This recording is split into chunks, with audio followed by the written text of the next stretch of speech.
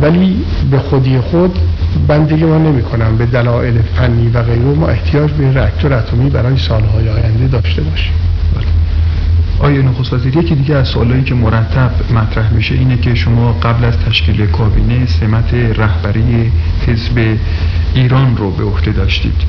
آیا در حال حاضر همچنین سمتی رو به عهده دارید و در این حال با جبهه ملی هم در ارتباط هستید یا خیر؟ جبهه ملی عبارت از یه عده افرادی هستند خوشنام، دوستان قدیمی اینها. بعضی از اینها رو بنده هر روز میبینم، بعضی از اینها را به دلایلی که در شأن من نیست بگویم نمیبینم، ولی میتوانم به شما عرض کنم که اگر به خودتون زحمت بدید و برنامه ها و هدف ها و خواسته های چه حزب ایران چه جبهه ملی را مطالعه کنید، به نظر من ملایم تر از اون برنامه بود که دولت من به مجلس ارائه داد و بر طبق آن رأی اعتماد گرفت.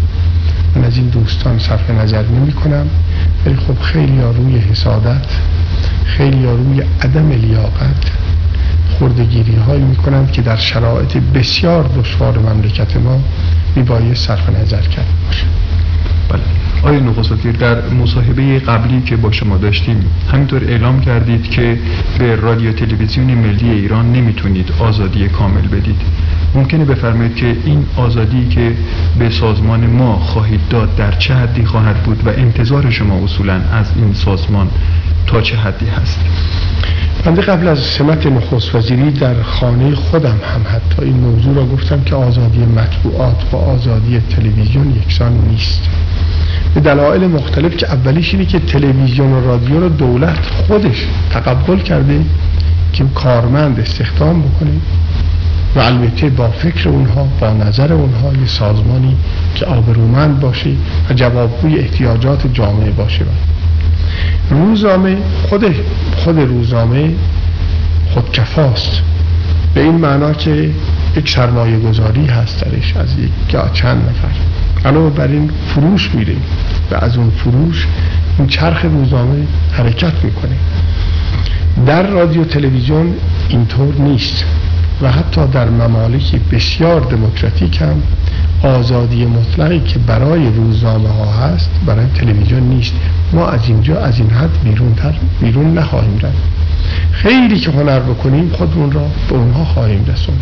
بیشتر از اونها برای دولت من میسر نیست که آزادی را به رادیو تلویزیون بده. آقای نخست وزیر، اجازه بدین که در اینجا یکی دیگه از شایعات رو مطرح بکنیم. در سطح بازار شایعات که این حجمه که بسیار بفرمایید. در سطح شهر شایع شده که در جهت کمبود بنزین دولت هم به این کمبود دامن میزنه. آیا شما این شایعه رو شنیدید و در این زمینه نظری دارید؟ من خیلی شایعه شنیدم.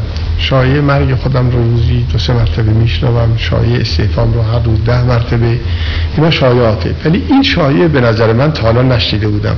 هر کی ساخته خیلی اگر نگم ابلهانه ساخته این شایعه را، این شایعه در هر صورت غیر قابل دفاع که یه دولتی خودش برای کارشکنی در کار خودش بنزین رو به این صورت در بیاره.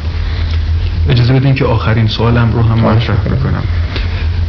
با توجه به این که در گفتگوی قبلی شما اشاره کردین به این مطلب که زمانی که وضع داخلی یک کشور مغشوش میشه، در هم میشه، همسایگان در طول نوار مرزی دست به نقل و انتقال نیرو میزنن.